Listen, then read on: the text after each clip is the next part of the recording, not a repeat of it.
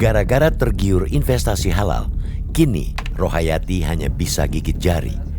Ibu tiga anak ini bergabung sebagai lender atau pemberi dana tahun 2021.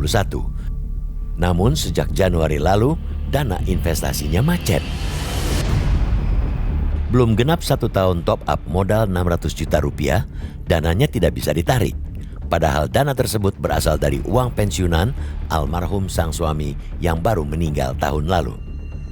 Sebelum saya investasi pun saya tanyakan kepada CS. Karena kan yang kita komunikasi aktif itu CS ya. Saya tanyakan, saya mau investasi agak besar. Saya bilang, buat saya sangat besar. Apakah aman? Saya bilang, karena saya ceritakan bahwa ini adalah uang pensiun suami saya yang memang saya sudah Allah siapkan atau suami saya siapkan itu buat anak-anak saya untuk kehidupan saya sehari-hari gitu. Terus CS jawab meyakinkan, aman Bu, padahal itu bulan Juni. Bulan Juni saya tanyakan lagi, saya mau taruh lagi bagaimana. CS masih mengatakan, oke, nggak apa-apa Bu, Mas, aman gitu. Dan kemudian saya invest sejumlah 600 juta untuk saya taruh di Dana Syariah Indonesia. Padahal saya ketahui pada bulan Agustus nih saya mau ambil karena memang ada kebutuhan untuk beli laptop anak saya.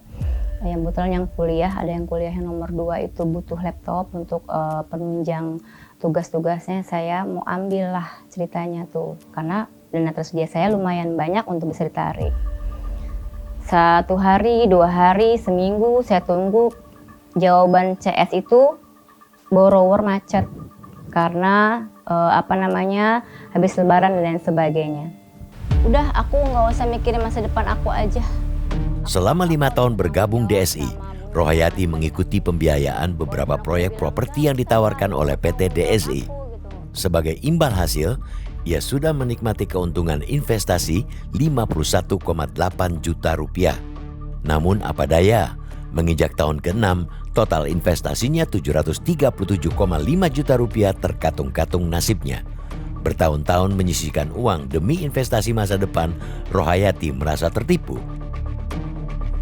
Ini kenapa tadi saya minta pertanggungjawabannya itu kepada direkturnya ya Mas ya, karena saya akad di sini hanya dengan direktur.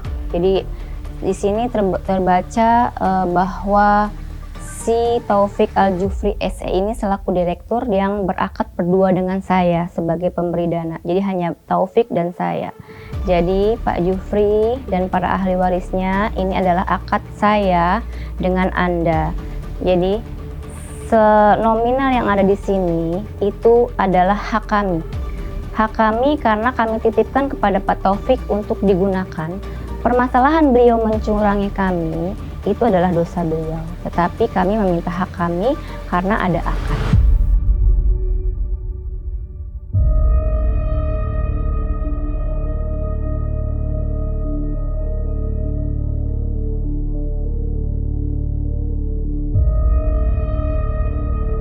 Cerita serupa juga dialami Wisnu Wardana.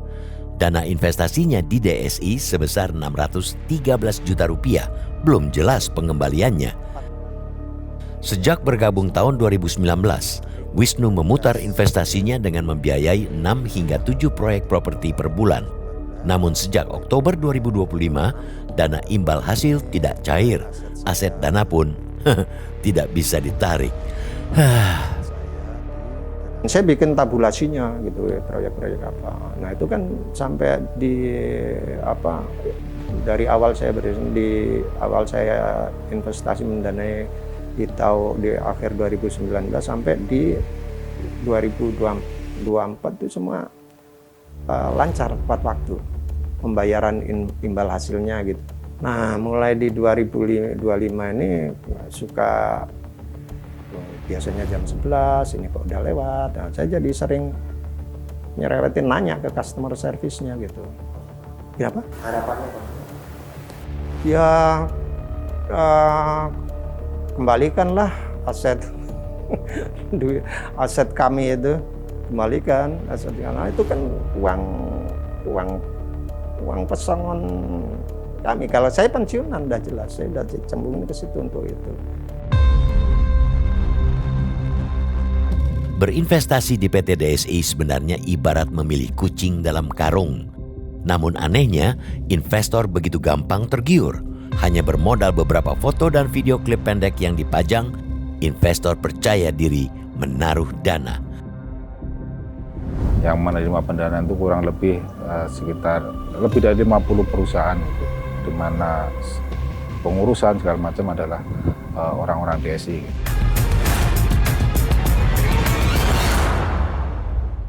Jelajahi cara baru mendapatkan informasi. Download Metro TV Extend sekarang.